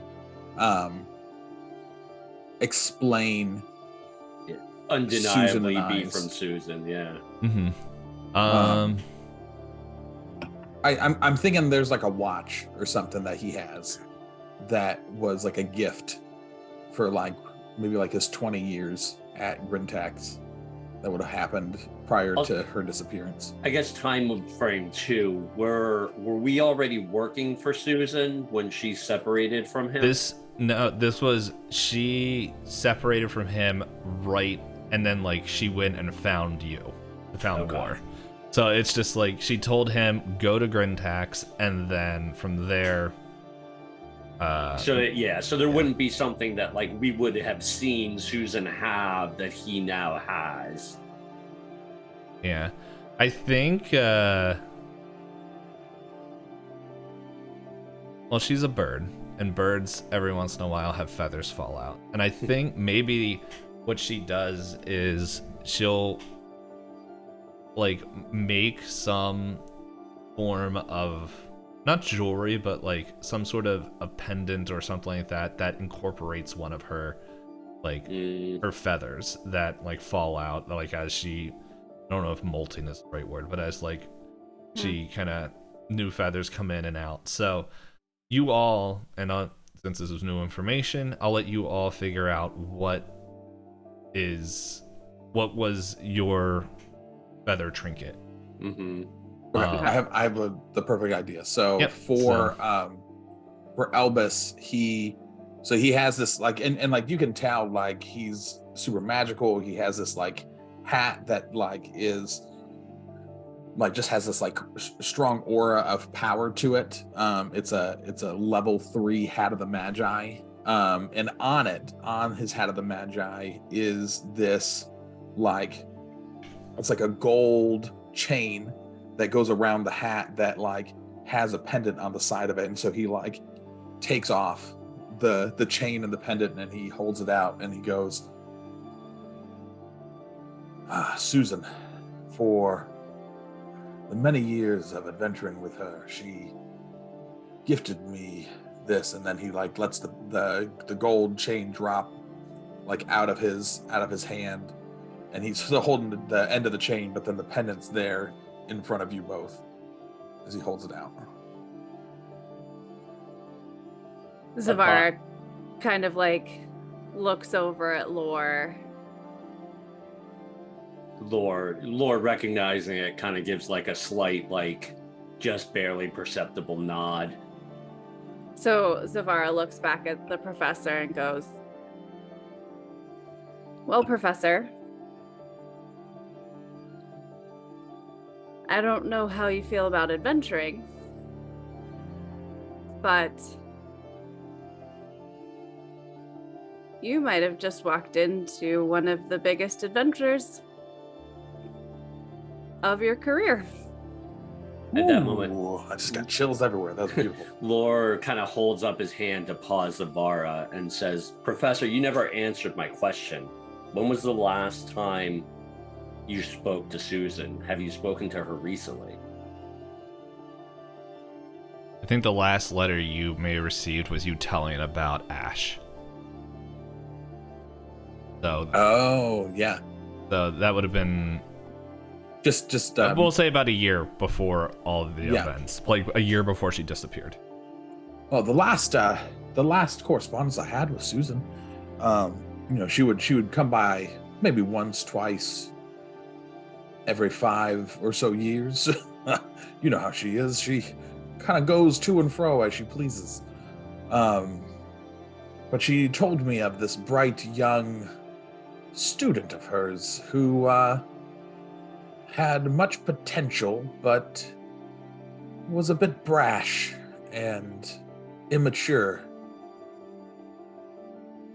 That was about a year ago now that she had told me about this student. I would love to meet him.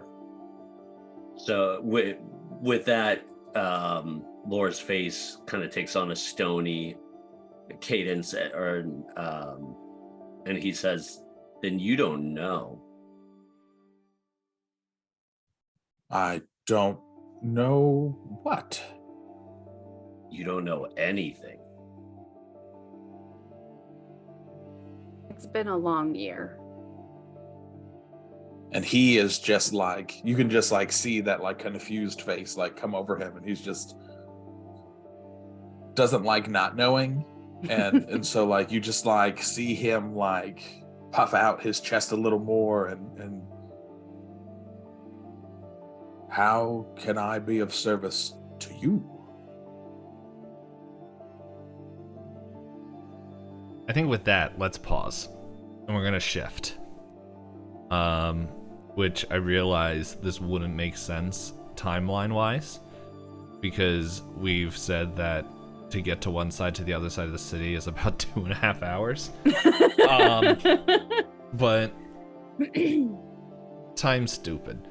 So we're gonna shift as Zephan. Well, you can just say Zephan knows the like secret ways, like Yeah, he's like underground. he knows all tunneling the it. shortcuts, so he's not taking the normal routes. Oh no. Apparently there's this really fast He's got expressway. zip lines set up on the roofs and He's parkouring across the. Zephan knows some magical people, so there might be somebody magical that like gives him a Just portal. teleporting How about across the I know city. what we'll do. he has a little gnome that gives I him a hear piggyback. rumors that if you pull the right knobs in the sewers and you have a right kind of raft, you can get places real fast. I want you to roll a D100 and tell. I'll roll the D100, high or low. Hi. Okay. So you go to your normal bar for information. You go in there and you kind of meet with the barkeep. And he's just like, "Oh, you looking for?" And you mention the name, and he's like, "Oh, wait a second. Matt Adelaide was just here. Hold up. Go to the meeting spot. I can go grab him." Well, be there. I'll head to the beating spot. All right. I'm just speaking. I don't know if that was my chair. Probably is. So yeah, you go there and pretty much you wait like 20 minutes, and then like this like old like bug-eyed like crickety let's see, I want to look up the races of this game. Let's see. Or ancestries. There are so many. Yeah, I want a fun one. Let's see. I don't know how to pronounce that one, so I'm not choosing that.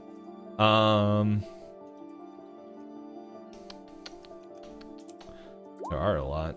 How about this? Redeemed in chat. Give me a P2 race, a Pathfinder 2 race. We'll see if he's awake. Oh, Susan would be a Tengu. A Tengu. Dave. Okay. I think I found one that I'll use. I'll give Redeemed a few more seconds. He might be distracted.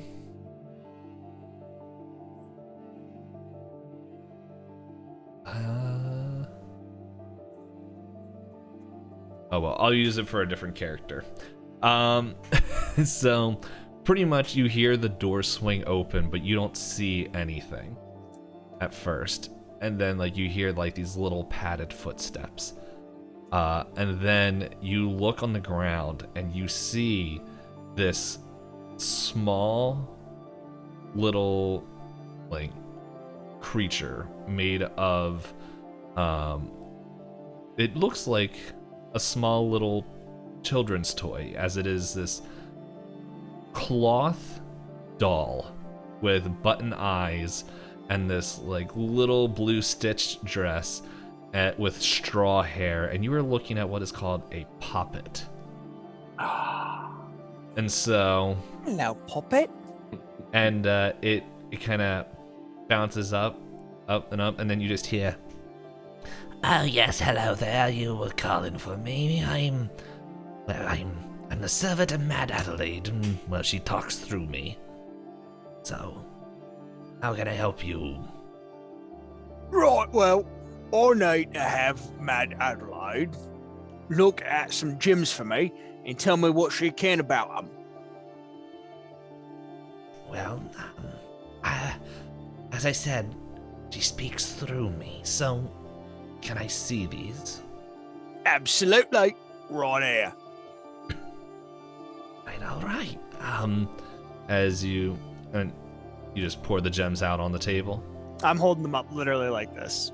You know, one. Oh, okay. Sorry, I didn't see Zoom. No, you're good. Right there. Boom. Oh. And like she kind of like walks over and like just kind of holds the Iamat to like kind of if you let her. Yep. Just Yeah, she holds it. Yeah. She's like, Oh. Message way to the gods. Well, at least one. And only the elemental sort, which is... if that's your thing. So... I can answer. Yes, it was an amber, a bright crimson, and a glittering emerald. I saw what you That's what I wrote in thought. chat. Yeah. Yeah, she holds up the emerald. Yes, this is the Eye of Matu.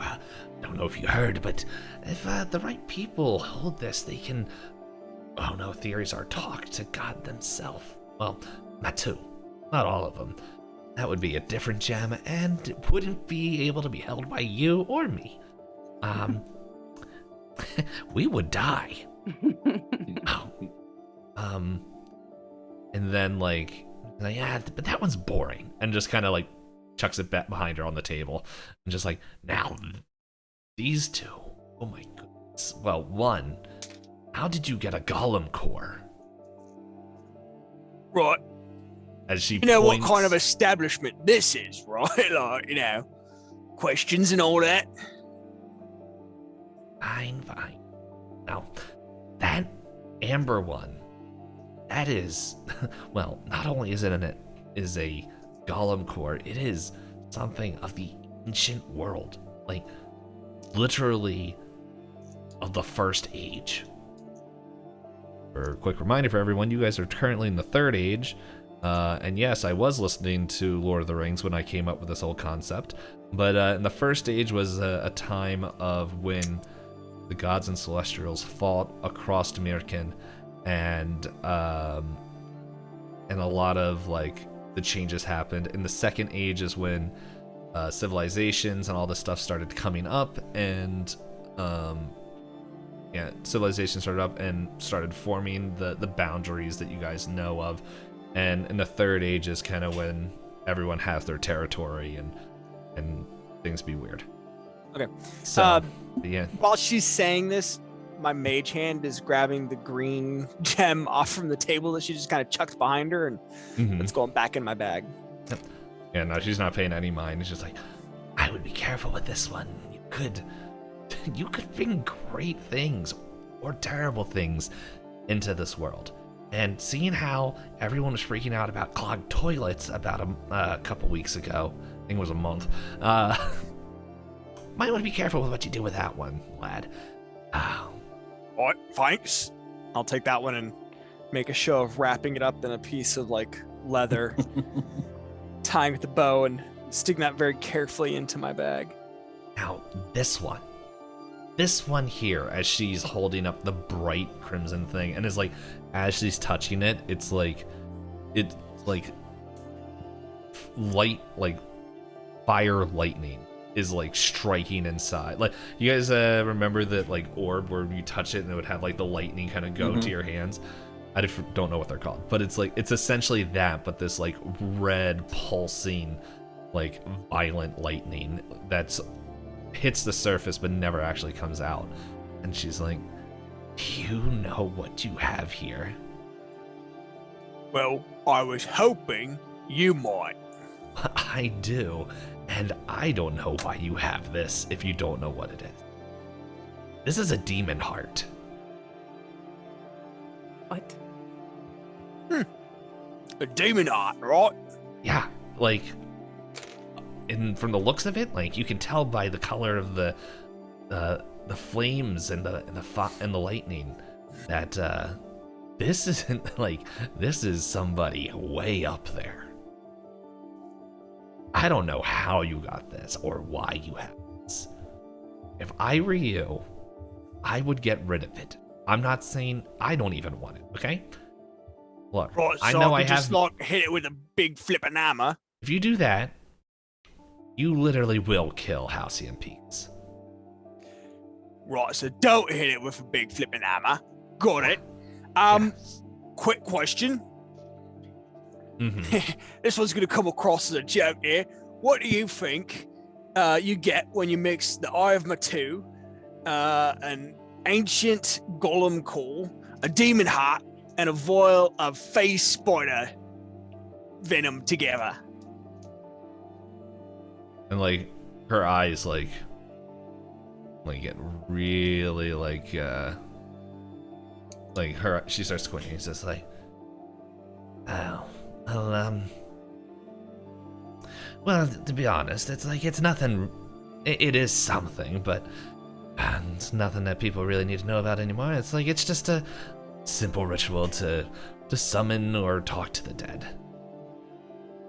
Oh, well, the answer's actually just a big mess, right? Like, you know, you throw all that together, you get a big mess. Right. Yeah, there could be a mess, and things could be messy, but you would need the right tomes and all that stuff, you know? It's just not, I don't know why anyone would want to do that. That's just foolishness.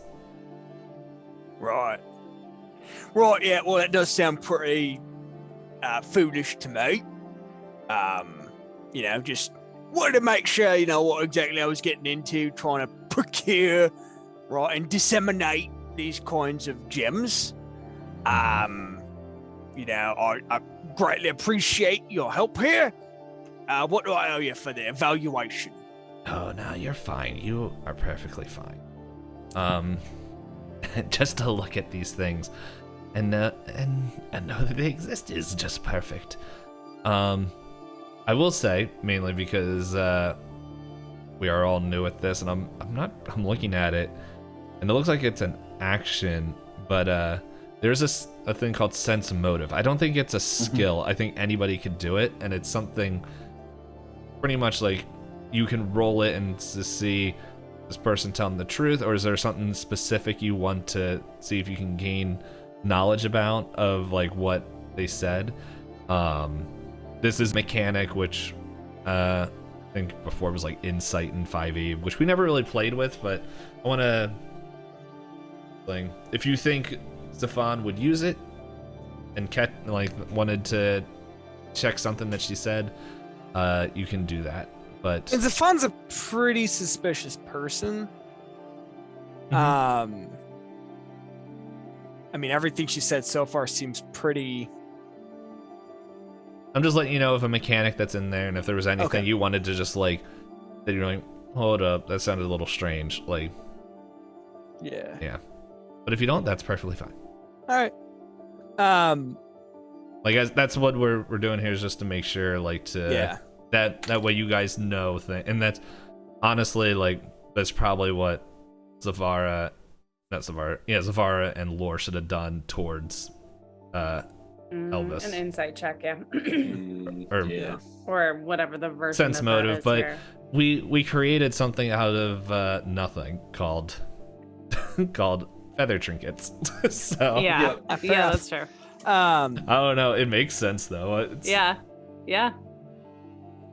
But yeah, okay, so She's like, well, if you find any more things like this, here, I don't give this out to anybody. and like kind of gives you like this, like kind of reaches into like her straw like fabric head and like pulls out this like strip of this note, and it's just like, This is where I am. Come find me. Let's talk. Right. Sounds good. Thank you very much, Matt Adelaide. A pleasure, as I'm sure. Everyone that talks with me and doesn't go insane is always a great time. Right. You have a nice day.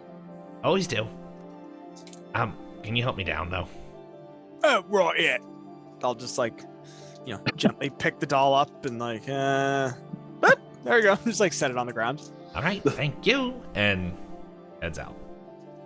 All right. The fact that you're just talking to a puppet and have no weird whys about you is hilarious. I mean, I figure I deal with crazy characters on a pretty dude. I just saw a guy get fried from the inside out because I threw him you in did. a You jet, did just and then was told that I'm carrying around an ancient golem core and a demon's heart. You're right. I think the Yeah. very first thing I'm going to do is to carefully wrap each of these gems in leather separately. Mhm. Place them in the pouch in separate places, and then very carefully take the phase spider's venom and put it drink in a different pouch. Oh. Love Yes, to drink it. Drink Great. the poison. No. Do Then you- I am going to sneak the entire way back to Susan's office. Okay. Max stealth whole way, hiding in the shadows, checking my six. I want to make sure nobody's following me. Nobody knows where I'm going. All right. Roll that thing that lets you see things. I forget what it is. Perception. There we go. I'm like, I know which one of You got these it. things. I have like a character sheet up here that is my cheat sheet. I rolled a 19 and I have a +9, so 28. Yeah. Now you feel that you're not being followed. Perfect. Yeah. You do that, and I'm gonna say, yeah. Let's. I'm gonna do like time manipulation here, right, for a little bit. You come in as you see Elbus holding the feather trinket, and you know what that is. Oh, okay. Cool.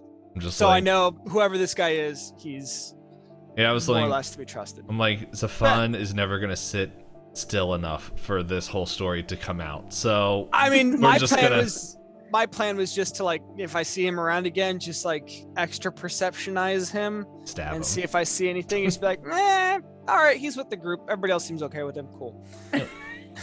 Nah, but now you know. He cool. Yep. Awesome. So I'll come in and be like, well, hello, everyone. Oh, I have also changed out of my Mad Dog costume. I'm not him anymore.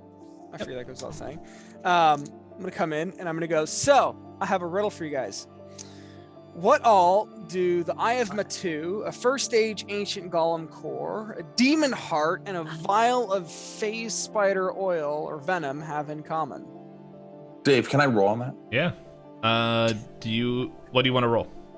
I can roll any of the things You got occultism? that. Yeah, I have a +10 to that. So let's Roll go. it. Roll it. That's a 14. It's not Oh, a I failure. have it too, actually. Yeah, go ahead. All right, hold on. Natural 4 on my roll. That is a 17. Total? Yeah. Yeah. It's nothing's like really sticking out. Like they all sound like ritual style, like esque. By the way, I'm just sorry, I got distracted for a second. Zephan, are you able to find your token, or do you need? What token? He came back in, and I was like, Oh, yeah. Sorry. Yeah, I know where my. Yeah, he. Oh, you go. on our roll 20. Yep. Yeah. So, I saw you throw him into the shadows, and I'm like, I don't know if he remembers where he put that. But yeah. So, yeah, you're like, these are definitely materials for some form of summoning, or sorry, not summoning. Some form of ritual. We'll say that's what your characters know. What? Oh yeah, no, you're good. Zephan, I'm not sure that we've caught the professor up fully on the details Actually, I know what we okay. can do to Crash make sure that. course. Yeah, I was gonna say the timeline that way it matches up. We can say while they were gone, you can just do that whole recap that we did at the beginning. So that way the professor.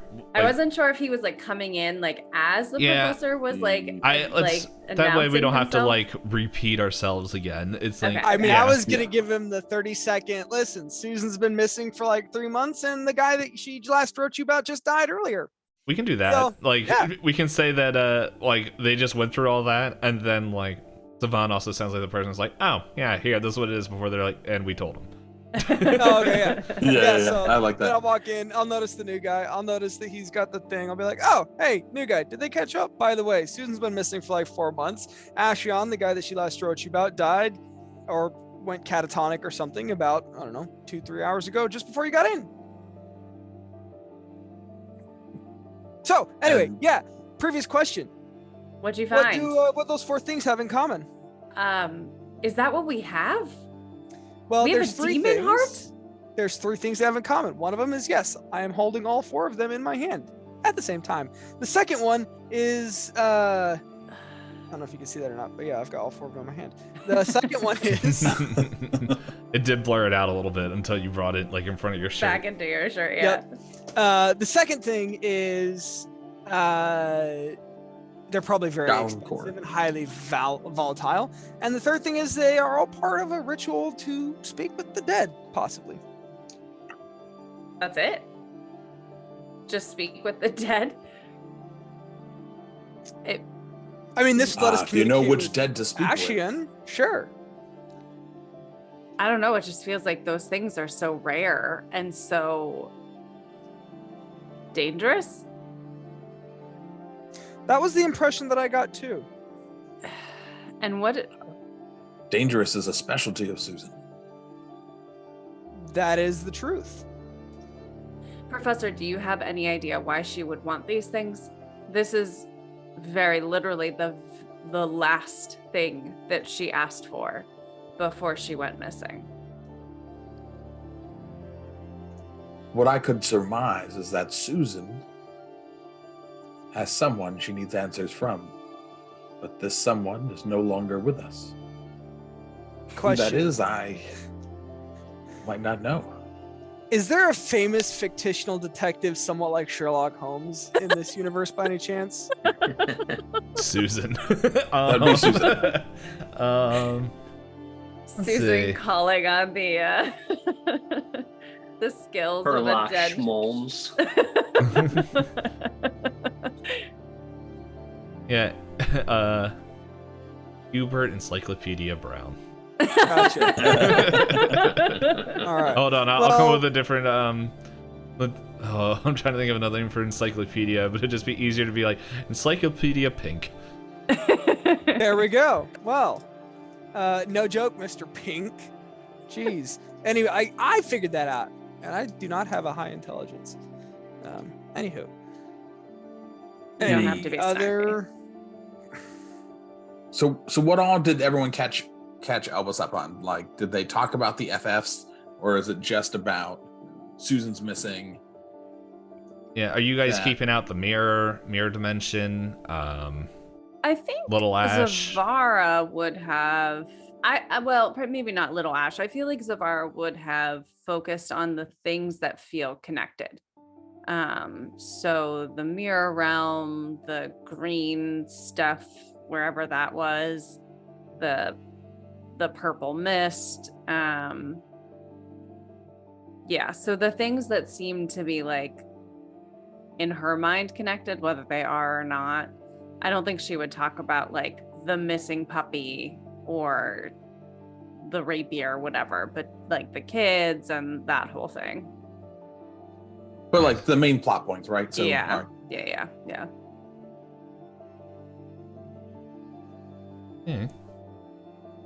So yeah, you guys go over all that and everything, and eventually you all learn, like, and remember that that Elbus did mention that he was also invited to this party, which in my notes said it's 8 days away, which I can't remember if there was a day in between that one.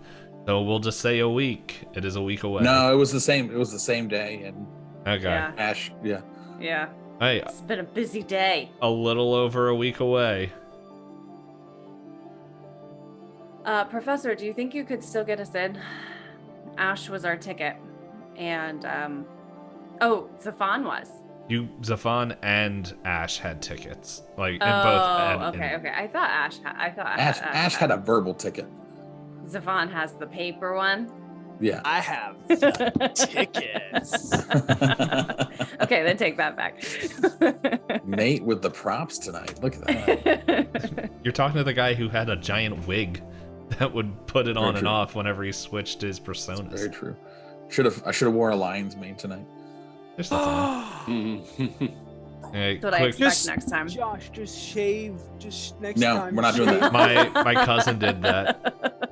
My wife will no longer be married to me if I do that. But then you can play more. I like being married to my wife way more than I like playing this game. So. What? That's it. Ouch. See you guys next time. Nah. That's how you end the stream. We're over. And that's how Ravenscales Inquiry ended forever. No. Well, so I think what Um, Elbus will do over the next like 7 days is try to like figure out some of these weird things that have been happening. Like the FF stuff would be something that he'd want to like look more into, and the fact that like they were in a mirror realm and there's celestial things, like he's gonna like rock his brain trying to like figure out how all this is connected. All right. I let's start off here. Is everyone in agreement of going to the party? Yeah. Well, Yeah. Elbus is going either way. He has to Yes. present. I just wanted to mean- make sure that as a group, you guys are going to the party. Free Or no- food? For sure. or Heck together. yeah. Yeah. Okay, so we are getting late, and the clock is going to change. So this is what we're going to do. We're going to next time we meet, in another 3 months, we are going to do. We're going to roll on what you guys do for those 7 days. So I want you guys to think of what you guys do, and whether it's kind of just gathering general information on the cases or the weirdities that are going on, getting information to the party, preparing for the party, and like I want you guys to think of what your characters will do, and we're going to roll the checks that would apply for that to see what you guys learn and what you guys get ready and for the next 7 days, and then that night, on the 7th night, is when the party will happen, and we will go from there. Do you want us to let you know what we want to be doing during that time? If you have it, as long as you have a general idea, like, because I don't know, some information or something might come out from some of the other people's roles that you might want to shift what you originally were planning. So, as long as you know, and then you can reveal it to me when we get there, when we play next. Sounds good. Cool. Works for me. So, We made it through our first session of Pathfinder, guys. yeah. And nobody died. Nobody died. Deaths. And I think we didn't break any rules so far. Wait. 10 people died. Oh, Yes. Dave rolled a fortune roll? What? No, I just rolled a d20. It's yeah. So for everyone that is in chat, thank you for hanging out and being and doing whatever. For people who didn't know and you came in late, this is our first time playing Pathfinder, so yeah, we're bound to get rules correct or incorrect. I don't know when we're gonna play next, so just I'll make sure I'll post on the Twitter and the Discords and all that stuff. April? Yeah, probably at some point in April. We'll plan it right on Good Friday. Let's go. Right during like Good Friday services. Let's I was do it. gonna say, I'm- just take Hey, everyone that was out. getting me out of work, so. No, but we'll figure it out. But thank you everybody for playing. Thank you guys for doing 2 to 3 months worth of homework in about 20 to 48 hours, and yeah, no, I'm looking Anytime. forward. Best way to do it. I'm looking forward to to where we come by. So what's next? I'm just glad that we had a Poppet show up. Yes, that's very cool. I was so excited by that. I think my favorite thing is saying anything that is slightly creepy, and then I always look over at Elizabeth because she has good reactions with the freaky creepies. Yes, I do. I see it a lot out of the corner of my eye when we're playing Call of Cthulhu. If I knew what a witch could do, I'd so would be a Poppet, but I have no idea how to play that. So Yeah. Yeah. That would be a fun character to play. Well, that can be the next one after you are burned from the inside out by Yeah, the little doll, demon god. little creepy doll that runs around. Actually, can that be a Cthulhu character that I play, Dave? A Poppet Yes. A possessed doll. Can we bring that into Cthulhu, that please? throws that Knives. throws knives for tic-tac-toe and loves apples. that's beautiful. That will make Okay. sense this week. But anyway, thank you everybody. Thank you guys Yes, for playing. thank you. Guys. Bye bye.